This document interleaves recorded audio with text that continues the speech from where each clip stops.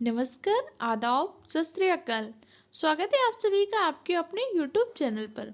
आज की क्लास में हम महात्मा गांधी और गांधी युग से जुड़े जितने भी इम्पोर्टेंट पॉइंट हैं सारे पॉइंट को डिस्कस करेंगे।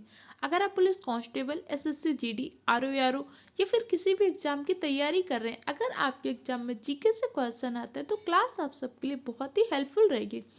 महात्मा गांधी से जुड़े जितने भी पॉइंट हैं या गांधी युग से जुड़े जितने भी पॉइंट हैं, 1915 में गांधी जी के आगमन से लेकर भारत की स्वतंत्रता तक जितने भी इनसे जुड़े पॉइंट हैं, हर एक पॉइंट को डिस्कस करेंगे। प्रीवियस ईयर में इस टॉपिक से कैसे क्वेश्चन पूछे गए या किस तरीके से क्वेश्चन पूछे जाते हैं, सारे इंपॉर्टेंट पॉइंट का संकलन इस वीडियो में किया गया है। तो वीडियो को पूरा देखिएगा, इंपॉर्टेंट पॉइंट के नोट्स बनाइएगा। चैनल में पहली बार है तो चैनल को सब्सक्राइब कर लीजिए। चलिए अपनी क्लास को स्टार्ट करते हैं एक मोटिवेशनल कोट के साथ। आंखों में अरमान लिया, मंजिल को अपना मान लिया, मुश्किल क्या आसान क्या, जब ठान लिया तो ठान लिया। जब आपने संकल्प ले ही लिया है तो अब डरने की या पीछे हटने की क्या बात। हर हाल में अपने माँ बाप का सपना पूरा करना है।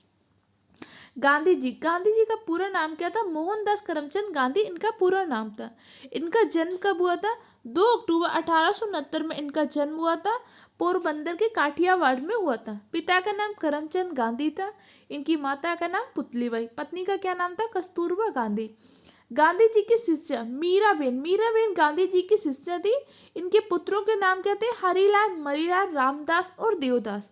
रामदास का नाम कभी कभी पूछा जाता है, बाकी इंपॉर्टेंट आपके लिए नहीं है। इनकी आत्मकथा सत्य के साथ प्रयोग या एक्सपेरिमेंट विथ ट्रूथ इनकी आत्मकथा है। गांधी जी की मृत्यु कब हुई थी? 30 जनवरी 1948 में इनकी हत्या नाथूराम गोडसे के द्वारा हो गई थी। 2 अक्टूबर को इनके जन्म दिवस को अहिंसा दिवस के रूप में मनाते हैं। शहीद दिवस 30 जनवरी को हम शहीद दिवस के रूप में मनाते हैं। महात्मा गांधी की पुण्यतिथि को हम शहीद दिवस के रूप में मनाते हैं।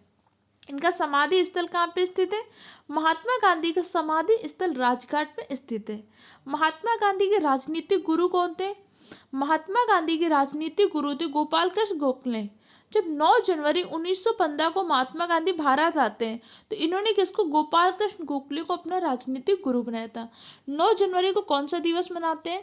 9 जनवरी को प्रवासी भारतीय दिवस के रूप में मनाते हैं। जब महात्मा गांधी पढ़ने गए थे तो अपना दार्शनिक गुरु किसको बनाया था? टॉलस्टॉय को इन्होंने क्या किया था? अपना दार्शनिक गुरु बनाया था। महात्मा गांधी ने वकालत की पढ़ाई कहाँ से की? इंग्लैंड। 1888 से 91 के बीच में इंग्लैंड रहते हैं, वहां पे इन्होंने वकालत की पढ़ाई की थी। बैरिस्टर बनकर भारत आते हैं। महात्मा गांधी का भारत में आगमन कब होता है? 9 जनवरी 2015 को आगमन होता है। इसीलिए 9 जनवरी को कौन सा दिवस मनाते हैं? प्रवासी भारतीय दिवस। इस बार का प्रवासी भारतीय दिवस हमने कहाँ पे मनाया? एमपी, मध्य प्रदेश में प्रवासी भारतीय दिवस मनाया है। सत्याग्रह का पहला प्रयोग। महात्मा गांधी ने सत्याग्रह का पहली बार प्रयोग कब किया था? अगर पूछेगा पहली बार प्रयोग कब किया था तो 1906 में अफ्रीका में किया था। लेकिन पहली बार भारत में कब किया था? तो 1917 के चंपारण सत्याग्रह में पहली बार महात्मा गांधी ने भारत में सत्याग्रह किया था।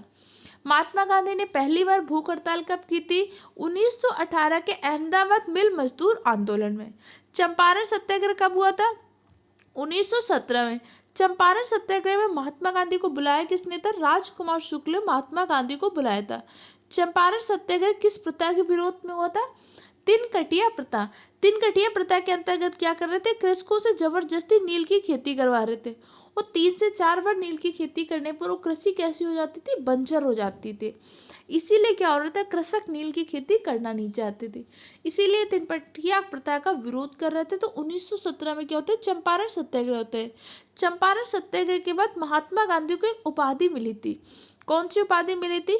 महात्मा गांधी को महात्मा की उपाधि मिली थी। किसने दी थी? तो महात्मा गांधी को महात्मा की उपाधि दी थी आपके रविन्द्रनाथ टैगोर जी ने। प्रथम जन आंदोलन कौन सा होता है? महात्मा गांधी का प्रथम जन आंदोलन होता है असहयोग आंदोलन। असहयोग आंदोलन कब होता है? आपका 1 अगस्त 1920 को असहयोग आंदोलन स्टार्ट होता है। और 5 फरवरी को चौरी चौरा हत्याकांड के बाद क्या होता है? महात्मा गांधी असहयोग आंदोलन को वापस ले लेते हैं। 1917 में गांधी जी ने कौन सा सत्याग्रह किया था? चंपारण सत्याग्रह। 1918 में क्या किया था? खेड़ा सत्याग्रह गुजरात में किया था। खेड़ा सत्याग्रह क्यों हुआ था? लगान में वृद्धि करती थी, उसका विरोध हुआ था। 1918 में एक और आंदोलन हुआ था, अहमदाबाद मिल मजदूर आंदोलन। अहमदाबाद मिल मजदूर आंदोलन में गांधी जी ने पहली बार क्या किया था? भूख हड़ताल की थी। और ये आंदोलन में क्या हुआ था? गांधी जी बहुत फेमस हो गए थे, क्योंकि तीनों आंदोलन में गांधी जी सफल हो गए थे। अच्छा, जब गांधी जी आए थे उस टाइम पे कौन सा विश्व युद्ध चल रहा था? उस टाइम पे पहला विश्व युद्ध चल रहा था, जिसमें महात्मा गांधी ने बहुत सारे भारतीयों को क्या किया था? सेना में भर्ती कराया था। इसलिए महात्मा गांधी को भर्ती कराने वाले सर्जन के नाम से भी जानते हैं। और अंग्रेजों ने महात्मा गांधी को एक उपाधि दी थी, केसर ए हिंद की उपाधि। केसर ए हिंद की उपाधि महात्मा गांधी ने कब त्यागी थी? केसर ए हिंद की उपाधि महात्मा गांधी ने कब त्यागी थी? तो केसर ए हिंद की उपाधि महात्मा गांधी ने असहयोग आंदोलन के दौरान त्यागी थी। भारत छोड़ो आंदोलन के दौरान महात्मा गांधी ने कौन सा नारा दिया था? भारत छोड़ो आंदोलन के दौरान महात्मा गांधी ने नारा दिया था, करो या मरो का। भारत छोड़ो आंदोलन कब आता है? 1942 में। 1942 में 8 अगस्त 1942 को प्रस्ताव आता है, 9 अगस्त 1942 को भारत छोड़ो आंदोलन प्रारंभ होता है। जब भारत छोड़ो आंदोलन प्रारंभ हो रहा है तो उस टाइम पे वायसराय कौन थे? लिन लिथगो। हो सकता है कि कुछ पॉइंट आपको ज़्यादा लग रहे होंगे, ऑफलाइन में आपसे अपने सारे पॉइंट पढ़े हैं तो बस आपको रिवाइज करना है। और यूट्यूब में भी आप इन सारी चीज़ों को मल्टीपल टाइम सुन लीजिए। जब मल्टीपल टाइम सुन लेंगे तो आपको सारी चीज़ें याद हो जाएंगी, आप एग्जाम में आसानी से कर पाएंगे। प्रथम किसान आंदोलन कौन था? चंपारण सत्याग्रह, जो 1917 में हुआ था, प्रथम किसान आंदोलन था। महात्मा गांधी ने पहली बार भूख हड़ताल कब की थी? 1918 के अहमदाबाद मिल मजदूर आंदोलन में महात्मा गांधी ने 3 दिन की भूख हड़ताल की थी। भारत ने पहली बार सत्याग्रह कहाँ पे किया था? चंपारण में किया था। और वैसे महात्मा गांधी ने पहली बार सत्याग्रह कब किया था? अफ्रीका में किया था, 1906। 1906 में भारत में किसी लीग की स्थापना हुई थी? 1906 में भारत में मुस्लिम लीग की स्थापना हुई थी। 1905 में क्या हुआ था? 1905 में बंगाल विभाजन हुआ था। बंगाल विभाजन के विरोध में स्वदेशी आंदोलन और बहिष्कार प्रस्ताव आया था। स्वदेशी आंदोलन और बहिष्कार प्रस्ताव को चलाने के तरीकों को लेकर 1907 के सूरत अधिवेशन में कांग्रेस 2 दलों में बढ़ जाती, गरम दल और नरम दल। गरम दल के प्रमुख नेता कौन कौन है? लाला लाजपत राय, बिपिन चंद्र पाल, बाल गंगाधर तिलक व अरविंद घोष। जब 1885 में भारतीय राष्ट्रीय कांग्रेस की स्थापना हुई थी तो अरविंद घोष ने कहा था कि कांग्रेस क्या है? 3 दिन का तमाशा है। और जब कांग्रेस की स्थापना हुई थी तो उस टाइम पे गवर्नर कौन था? कांग्रेस की स्थापना के समय वायसराय कौन था? डफरिन था। कांग्रेस को डफरिन के दिमाग की उपज भी कहा जाता है। मैं सारे पॉइंट आपको सिर्फ मॉडर्न हिस्ट्री को कम टाइम में रिवाइज कर रहा हूँ, क्योंकि इन सारे पॉइंट को जब आप बार बार सुन लेंगे, हो सकता है जब पहली बार आप वीडियो देखें आपको लगेगा मुझे नहीं समझ आ रहा है, मुझे नहीं याद हो रहा है, लेकिन आप 2 से 3 बार वीडियो को देखिएगा, आपको सारी चीज़ें याद हो जाएंगी। लॉस्ट टाइम में इसी तरीके से रिविजन करेंगे तभी सिलेक्शन होगा। देखो, अगर नॉर्मल आप अपने तरीके से ही पढ़ाई करते रहेंगे सिलेक्शन नहीं होगा। ये बात आपको बुरी लगेगी लेकिन सच्चाई है। आपको पता होना चाहिए कट ऑफ कितनी जा रही है, कंपटीशन कितना है, तो आपको भी अपनी स्पीड को डबल करना होगा, ट्रिपल करना होगा, तब आप मेरिट लिस्ट में आएंगे। तो बस आप इन सारे पॉइंटों को लगातार याद कर लीजिए। जितने मैं नोट्स दे रही हूँ उन सारे नोट्स को तैयार कर लीजिए और इन सारी वीडियो को मल्टीपल टाइम से उनके हर एक फैक्ट को रट जाइए। महात्मा गांधी को महात्मा की उपाधि किसने दी थी? महात्मा गांधी को महात्मा की उपाधि दी थी रविन्द्रनाथ टैगोर ने। रविन्द्रनाथ टैगोर को गुरुदेव की उपाधि किसने दी थी? रविन्द्रनाथ टैगोर को गुरुदेव की उपाधि महात्मा गांधी ने दी थी। बापू को उपाधि किसने दी थी? बापू की उपाधि दी थी जवाहरलाल नेहरू के द्वारा। राष्ट्रपिता की उपाधि किसने दी थी? सुभाष चंद्र बोस। सुभाष चंद्र बोस ने राष्ट्रपिता की उपाधि दी थी। सुभाष चंद्र बोस का जन्म कहाँ पे हुआ था? इनका जन्म उड़ीसा के कटक में हुआ था। इनके जन्म दिवस को 23 जनवरी को पराक्रम दिवस के रूप में मनाते हैं। सुभाष चंद्र बोस ने 1938 के हरपुरा अधिवेशन की अध्यक्षता की थी। 1939 में सुभाष चंद्र बोस ने फॉरवर्ड ब्लॉक का गठन किया था। 1939 के जो त्रिपुरी अधिवेशन हुआ था, त्रिपुरी अधिवेशन की अध्यक्षता किसने की थी? त्रिपुरी अधिवेशन की अध्यक्षता की थी डॉक्टर राजेंद्र प्रसाद ने। 1939 के त्रिपुरी अधिवेशन में महात्मा गांधी ने पटाली सीतारमैया को खड़ा किया था और साथ में कौन खड़े होते हैं? सुभाष चंद्र बोस। जिसमें सुभाष चंद्र बोस जीत जाते हैं तो महात्मा गांधी कहते हैं पटाली सीतारमैया की हार मेरी हार है। तो उस टाइम पे सुभाष चंद्र बोस क्या कर देते हैं? इस्तीफा दे देते हैं और उनके स्थान पर डॉक्टर राजेंद्र प्रसाद क्या बनते हैं?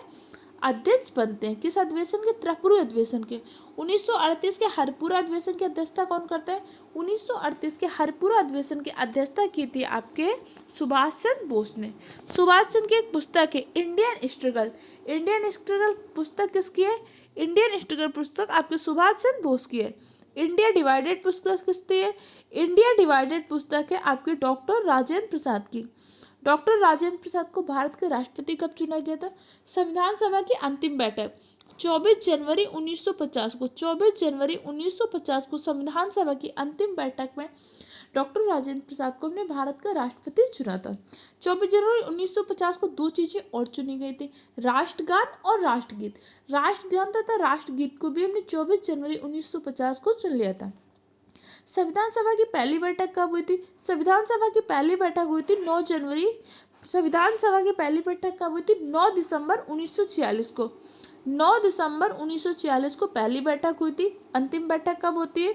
24 जनवरी 1950 को संविधान सभा की अंतिम बैठक होती है। हमारा संविधान लागू कब हुआ था? 26 जनवरी 1950 को हमारा संविधान लागू हुआ था। लेकिन हमारा संविधान का अंगीकरण कब किया था? 26 नवंबर 1949 को संविधान का अंगीकरण किया था।